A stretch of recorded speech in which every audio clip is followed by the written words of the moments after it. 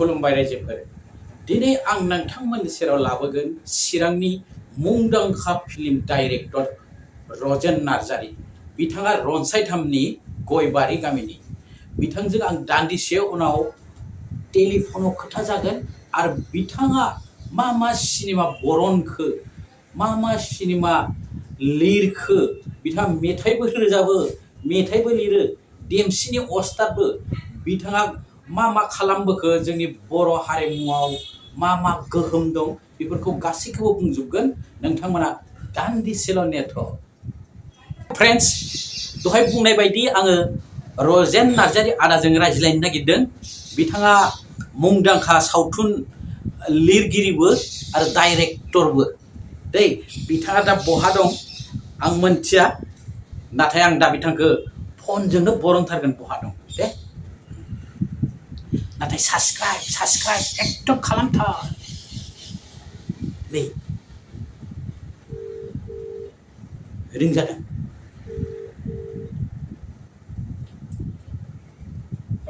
hello hello hello खोनादों ना आदा खोनादों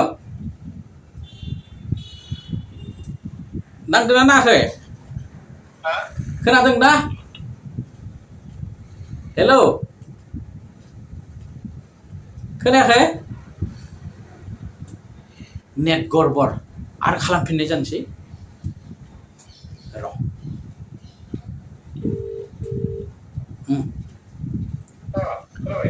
खोनाबाय आदा हेलौ न'आवनो दंना आच्छा आंनि इउटुब चेनेलनिफ्राय खुलुमहरनाय जाबाय दै आंनि इउटुब चेनेलनि मुङा जाहैबाय फैलाव बसुमतारी माने आंनो आच्छा आदा नोंथ' गोबाव सम हारिमुनि खामानि मावबोबाय सावथुननि खामानि मावबोबाय साहित्यनि खामानि मावबोबाय दा नोंथाङा मा खालामबोखो बिनिनो आङो मोनब्रैसो गोनां साबजेक्टफोरखौ नोंथांनिफ्राय मिथिनो लुबैदों जेनेबा नोंथाङा सावथुनबो बर'नो निजा प्रडाक्शना मा मुंलाय आदानिया प्रडाक्शना माने गोदो आं प्रथम दिहुननायनिफ्राय सोलायबोबाय थादों 2003 आव आङो प्रडाक्शनबो समाव गैयामोन आङो क'क्राझाराव मन्जिल बसुमतारी होननाय बिथांनो आङो प्रथमथारावनो गांसे भिडिअ सावथुननि भिडिअ सावथुन माबानि ड्रामाखौ लिरनानै हरदों आरोखि दा बिथांनि हरनायनि उनाव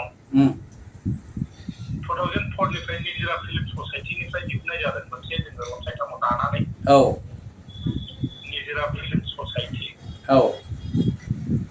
बेजों जोङो प्रथमाव आंनो लिरदों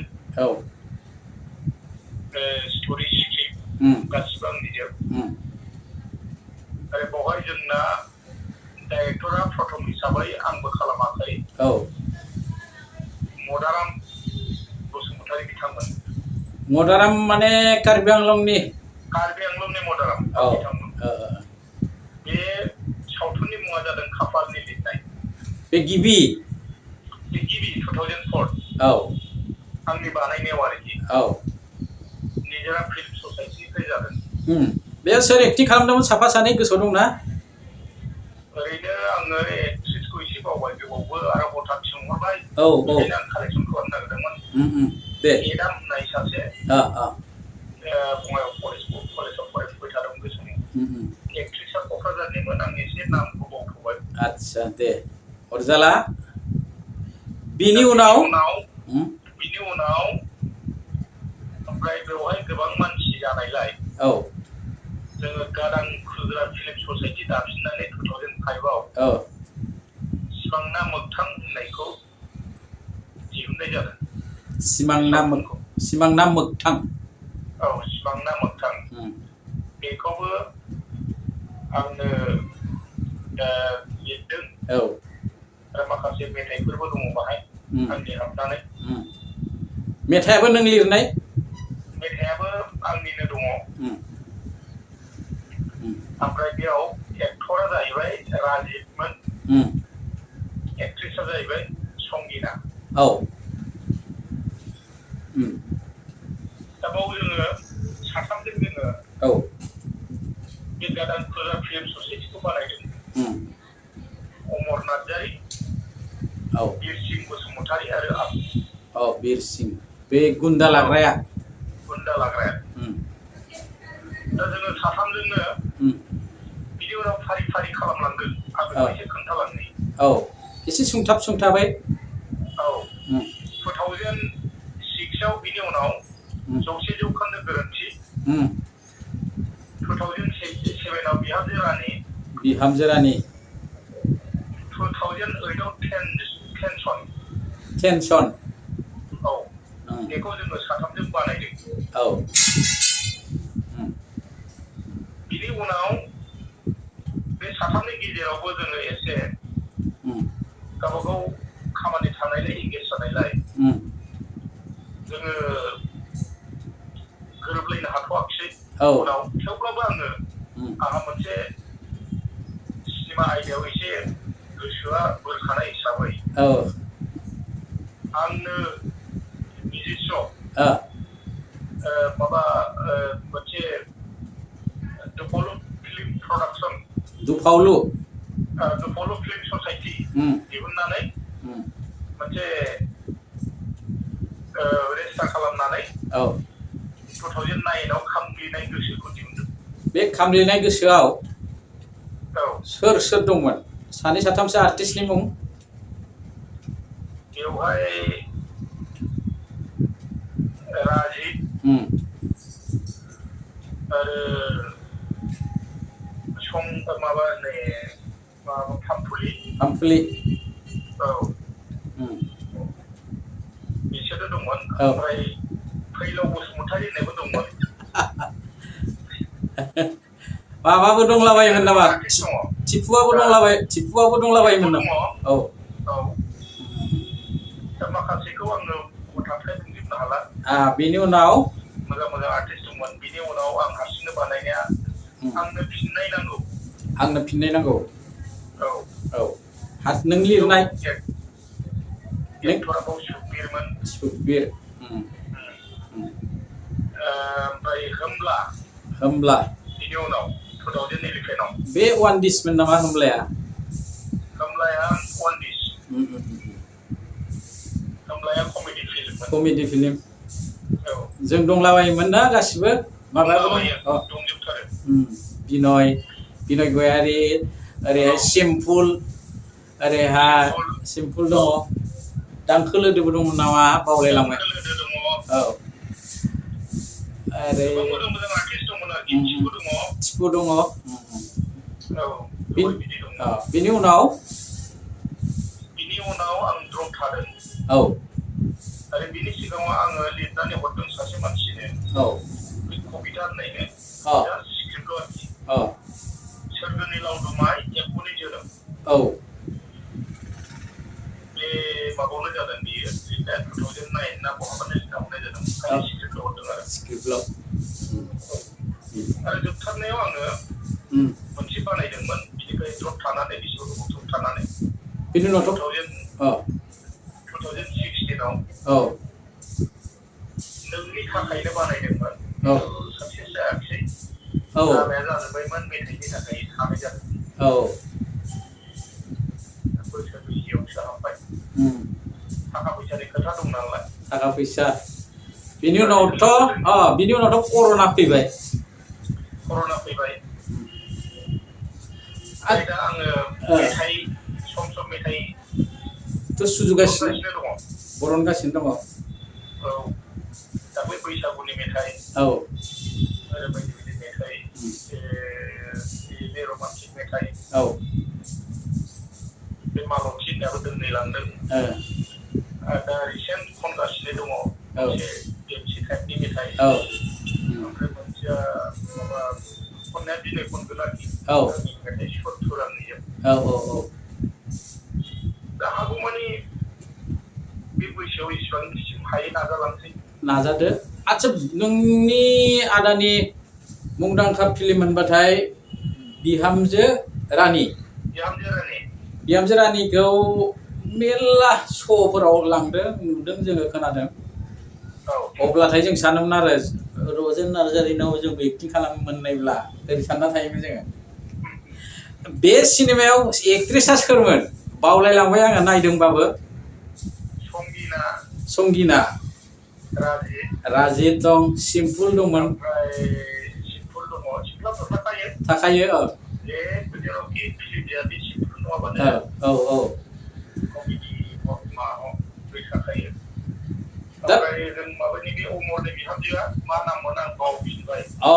अमरनि बिहामजो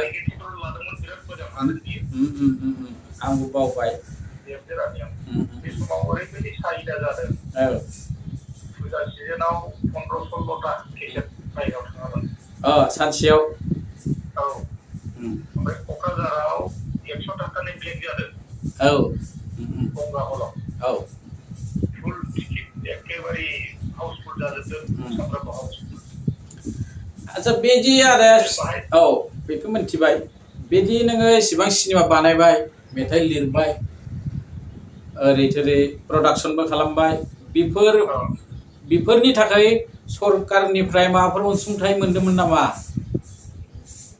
मोननाय होननाय गैया मोननो लुबैदोंमोन गिदिर गोलावफोरखौ बुंदोंमोन नाथाय मख'जाथाव मोननाय गैया जास्लाबासै आरोखि बेनिखायनो दुखु गोनां गोदोफोर फिल्म खालामोब्ला एसे इनकाम सर्स फैयोमोन दाथ' फैला दा जाफिनसिगोन जेनेबा लासैनो मोजां जाफिनसिगोन थेवबो मेथाइखौनो आङो मिरौ दिहुनबाय थागोन आच्छा बे मेथाइ बरननायनि गेजेराव साबसिन नों जायखौ देंखो होदोंमोन बेखौनो नोङो एसे गुनगुनायनो हागोन नामा आदा बिदि बुंनो हरला आबै गोरबोनि सनायखौ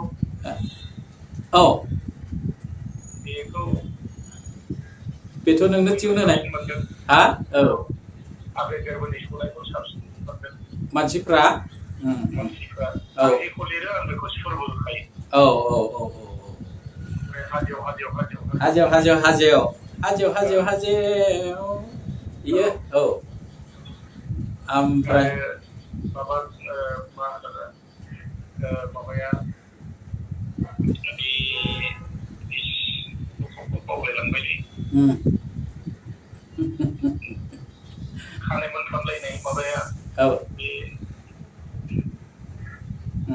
बावबाय बबेखौबा एसे सम नांगौ आच्छा खांखिला दायाबोथ' थाबाय थायोमोन ना खायफा बेबो थायो कमेडियाव रल लायो आच्छा बिदि इसिबां सिनेमा बानायबाय बेनि गेजेराव नोंहा मुंख'जाथाव मोनसे जाथाय जादोंना जाय जाथायखौ नोङो थैजासिम बावनाय नङा जाथाया माखौमोनलाय माबाफोर जाथाय जेनेबा जायो सिनेमा बरननायाव प्रडिउसारा ओरैबायसा जाथाय जाया माने मिनिथाव गाबथाव माने बावनो हाया आरो ओरैबायसा जाथाय माबा मोनसे जादोंमोन नामा जाथाया इसेबां गिदिर गैया ना बे फिल्म बानायोबाथ' जाखागोन एसे खस्थ' जाखायो ओमफ्राय फिल्डआव थाङोब्ला ओरैबायदि जाहैयो सोरबा एक्टिं रोंनाय सोरबा रोङि माने जोंनाव कर्स लानाय मानसिया गैखाया नालाय सोरबाया जौ लोंनानै बाहादुरि आं खमानो लाङा आं हाया नामा होनसै जेब्ला एक्टिं खालामो होनब्ला ओरैबायदि मिनिथाव जानोसै दा बुंनो थाङोब्ला जोंनाव बे खाफालनि लिरनायावनो प्रथमाव सासे बिफा जाग्रा गारजेन आरोखि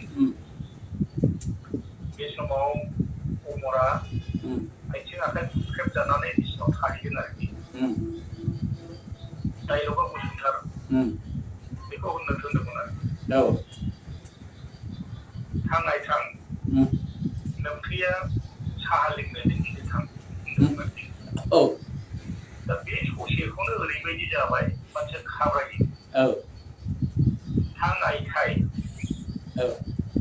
होननो रोङा दा 20-25 बारसो टेक लाबाय जाया खालि थां आइथाय मानसिफ्रा मिनिना जौसोजोब्बाय एबार हासिगोन होननोसै एबार हासिगोन जासिगोनसै एबार रलिं एक्सन होनबाथाय बे सोदोबखौनो थांनायथाय मोनसे माखासे मिनिथाव जायो आरो बेल' नङा गोबां दङ जायखिजाया बे कमेडि माने आरो बहुत सिरियास डाइरेक्टरफोरनि थाखाय सिरियास समनि आंखाल समखौबो सेभ खालामनांगौ नालाय नङा होमबा आच्छा आदा लास्टआव आं मोनसे खोथा सोंनोसै जों दा बर' सावथुन मुलुगाव मेरला एक्टिं खालामग्रा producer production director script writer मेरला दंसै गोबाङानो 90% गोरिबनि जाहोना जाहैबाय माने थांना थानायनि राहाखौ बरननो हायाखै कालसारजों बे सावथुन मुलुगजों बिनि सुंथाबै 2 मिनिटाव मा राहा खालामबा जोङो थांना थानो हागोन बेनि फंनैसो खोथा बुंलाय रायजोफोरनि थाखाय बेखौथ' हारिमुखौ लाखिबोदों होनोब्ला बे बांसिनानो बयबो सिनायनाय मानसियासो लाखिबोखादों जायफोर मेथाइ खननो रोंगौबाबो आइजें दामग्रा आगजु गैया जायफोर दामखाबोदोंबाबो न'खराव जानो लोंनो गैया जों बयजोंखौ एगजामपोल होनो हायो जेनेबा टिपुमोननि खोथाखौनो बुं बेथ' बेसाद बिराद गोबावनिफ्राय फुथुलानिफ्राय फैनाय खिन्थु बेनो दुखुनांथावा दा बेसाद गोदोनिफ्राय दासिमबो दङ दा बेफोराव जायफोर बिथांमोनहा कालसारजों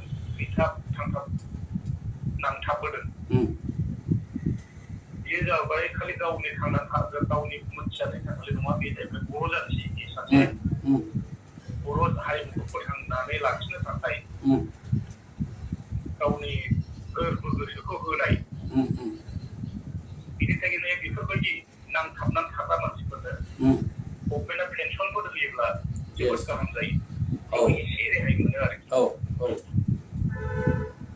ओमफ्राय नै दा खोनादों मा मोनफ्रोमबो समस्ति माने साब डिभिजनाव गंफाय सिनेमा हल होगोननो ओमफ्राय टिभि चेनेल होगोननो होननाय खोनादों बे जामारोबाथ' आदाया गोजोननाय मोनगोन ना मोना बेफोरबायदि जायोबाथ' मोजां माने आर्टिस्टआ थांनानै थानो मोनोब्ला मोजां दाबो जोंनाव गैया नङा गोदोथ' जा दंमोन दा बिराद साबसिन ओंखारबोबाय गथ'फोर रोंगौथि थानाय गोरों गथ'फोर दंसै भाषायावबो जेना एकआवबो जेना फ्राय आरो एक्टिं कर्स मोनबाथ' बिराद मोजां हाबावगोन एक्टिं कर्स गैयाबाबो माखासे टिभि बायदिसिनाफोर नायनानैनो बिसिनि मुड एक्सप्रेसन बायदिसिनाफोरा बिराद मोजां फैबाय मोसानाय मेथाइ खननायखौथ' नों मा नायबावनो हाबाय जों गुबुन हारिजोंबो जों फेर फाथिनो हाबाय दा बेखायनो बेफोरबायदि फैयोब्ला ओरैबायदि बर' जाथिया डेभेलप जागोन